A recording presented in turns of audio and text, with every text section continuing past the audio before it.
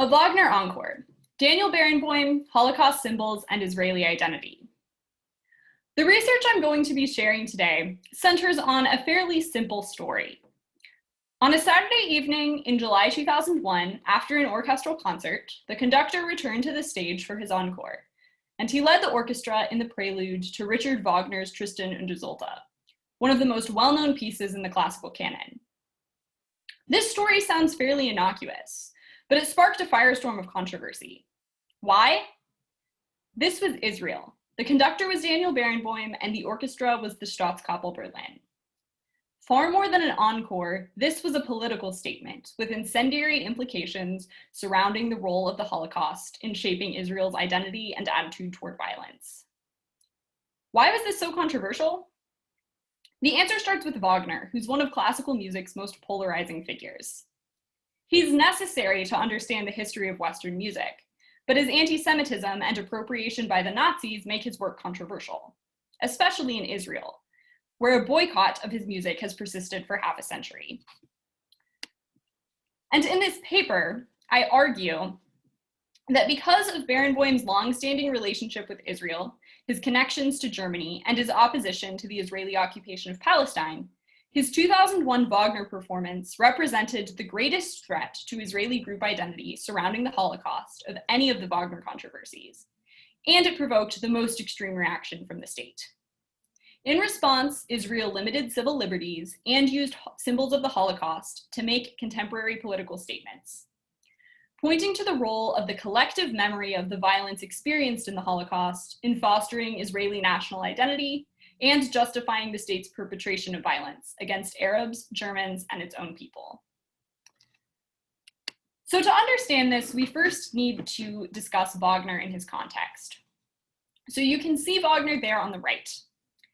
He was embedded in the anti-Semitic and nationalistic atmosphere of late 19th century Germany, so his views are not particularly surprising. He expressed anti-Semitism in essays and through the use of anti-Semitic tropes in his operas. And this would be controversial on its own, but the Nazis, especially Hitler himself, idolized Wagner, and he became mythologized as a forefather of Nazism. And this legacy would prove very difficult to shake, particularly in Israel. We're next going to turn to Israel's relationship with the Holocaust. The Holocaust was obviously a collective trauma for all Jews, but it took on some unique dimensions in Israel. It was an important reason for the state's existence, and memories of powerlessness directly fed a desire for a strong Israeli state. Politicians strengthened and preserved Holocaust memory in order to consolidate Israeli national identity. The Holocaust also became connected to Israeli military strength. The desire for military triumph over Arab enemies was seen as belated victory in the face of helplessness in the Third Reich. And Israeli rhetoric Nazified Arab enemies and justified Israeli military aggression, especially in the case of the Palestinian occupation.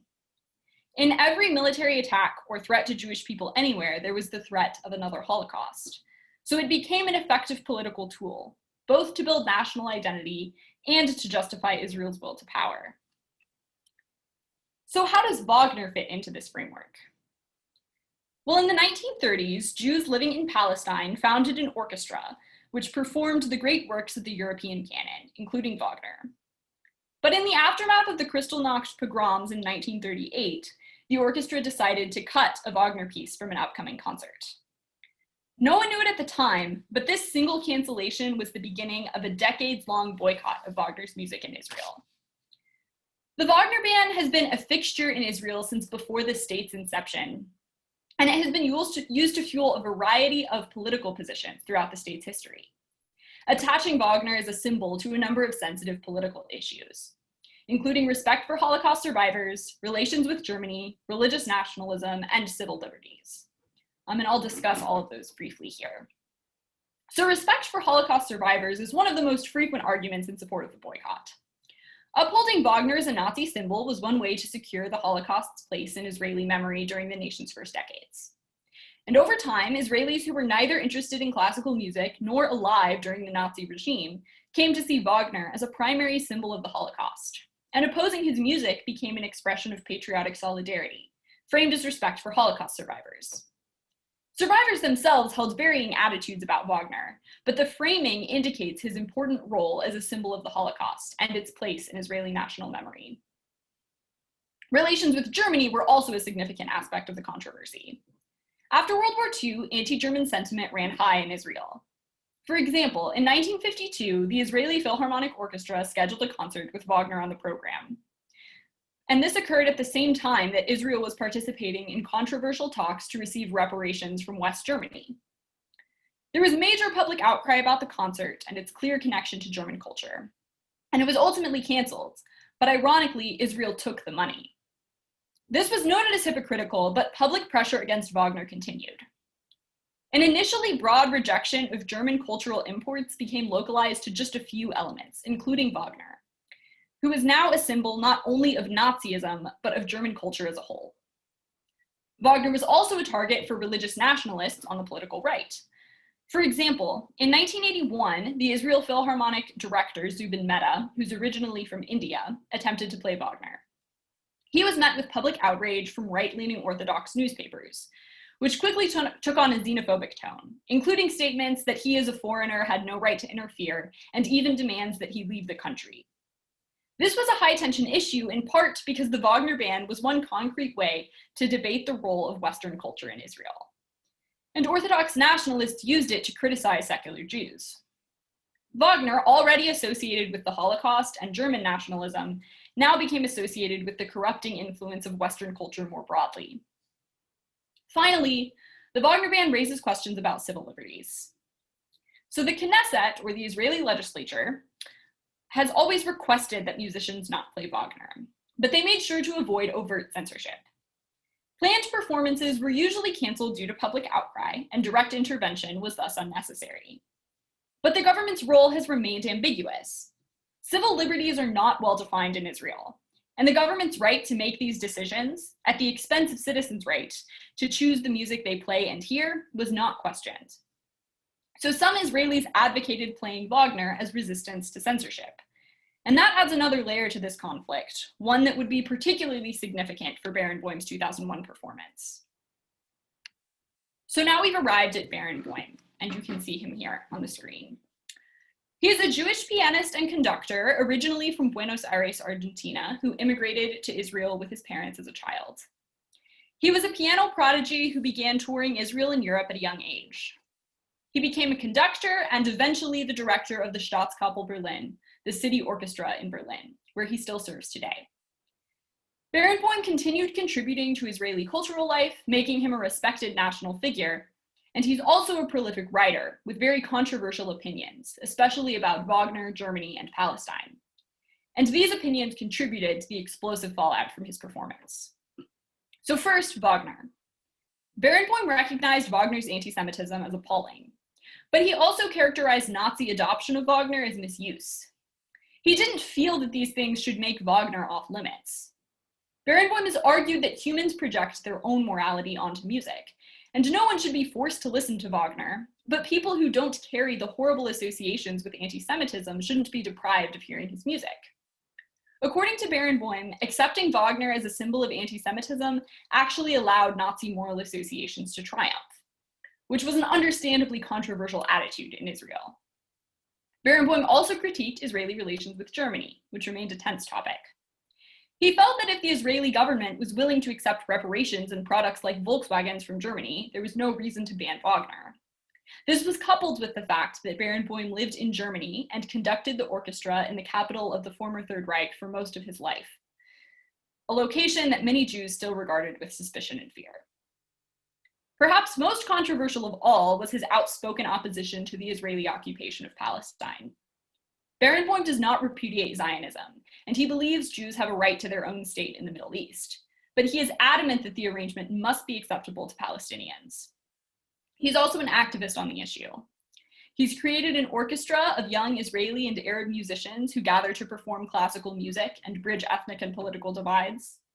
And he has also performed free concerts at universities in the West Bank. And so despite his contributions to Israeli culture, Barenboim faced bitter criticism from Israeli audiences for these stances. Barenboim also has a history of challenging the Wagner ban. He attempted to conduct a special concert of Wagner in 1991, which many hoped would be possible since he was a Jew who had been raised in Israel. But there was general protest and discouragement from the Knesset, and the concert was ultimately canceled. But this attached Barenboim to the Wagner ban in the public consciousness, and merely set the stage for his next transgression. So we have finally arrived in 2001. Barenboim was slated to appear with the Staatskapelle at the Israeli Festival, a national arts festival in Jerusalem. The program was published in the spring and included Wagner. The Knesset immediately requested the piece be cut, and when Barenboim reluctantly agreed, it appeared that crisis had been averted. But on July 7th, when Barenboim returned to the stage for his second encore, he asked the audience if they wanted to hear Wagner. There was a debate in the hall, and he invited anyone who wanted to come on stage and argue with him, but no one did. He eventually turned around and conducted the prelude from Tristan und Isolde. Some walked out, but most, including several Holocaust survivors, stayed, and the performance received a standing ovation. The response was utterly incendiary. The Knesset declared Barenboim a cultural persona non grata and said he should be boycotted in Israel until he apologized. The press was divided. Some derided Barenboim, and others argued that the response undermined democracy. This was a forum for some of the same old arguments about the Wagner ban, but it was unique because the Knesset had never before taken such a firm stance on the issue. Barenboim's unique position and ties to sensitive issues in Israeli society made the performance particularly problematic for the state, and provoked a response with significant implications for the role of collective memory in justifying violence. So first, I want to address the implications surrounding civil liberties and censorship. The Knesset's response was obviously a curtailing of civil liberties. Musicians had self-censored in the past due to public and internal pressures, precluding the necessity of direct government involvement. In fact, the Knesset always made a point to advise against playing Wagner rather than to ban it expressly. But when push came to shove, the Knesset took this step because Wagner was such a key symbol of the Holocaust and of Israeli identity. Any Wagner performance would threaten this. But Barenboim represented explicit criticism of Israeli interactions with Germany and Palestine. So his performance of Wagner, with a German orchestra no less, threatened Israeli identity and current political projects, and the state was willing to limit the civil liberties of its own citizens in response. This also demonstrates Israel's dependence on the Holocaust as a political tool. Because Wagner was integrated with so many sensitive issues, he was a perfect contemporary political symbol, which the government was not willing to let go of. Wagner was a symbol of Israel's collective memory of victimhood in the Holocaust, used to justify anti-German sentiment and aggression toward Arabs. Early on, Israel attempted to consolidate identity through creating negative attitudes toward Germany. The Wagner ban fits that milieu. And as relations with Germany thawed over the 20th century, the Wagner ban remained until it was the only symbol of anti-German sentiment left. The Holocaust was also associated with Arab conflicts and used to prop up expansionism, nationalism, and xenophobia. It became a tool to demonize Israeli enemies and moralize the state's actions, using the memory of experienced violence to justify the perpetration of violence. Because Barenboim threatened the Wagner ban and the underlying attitudes of national identity, his actions could not be allowed to stand. The fallout from this incident demonstrates how Wagner became a convenient tool to transform contemporary political issues into legacies of the Holocaust, justifying violence. The Nazis uplifted Wagner to justify a genocidal political program. But in condemning him, Israel justified its own violent politics, suggesting that for all of its Holocaust commemoration, it has missed important lessons from Nazi rule about the dangers of nationalism, dehumanization of the other, and political violence. Thank you.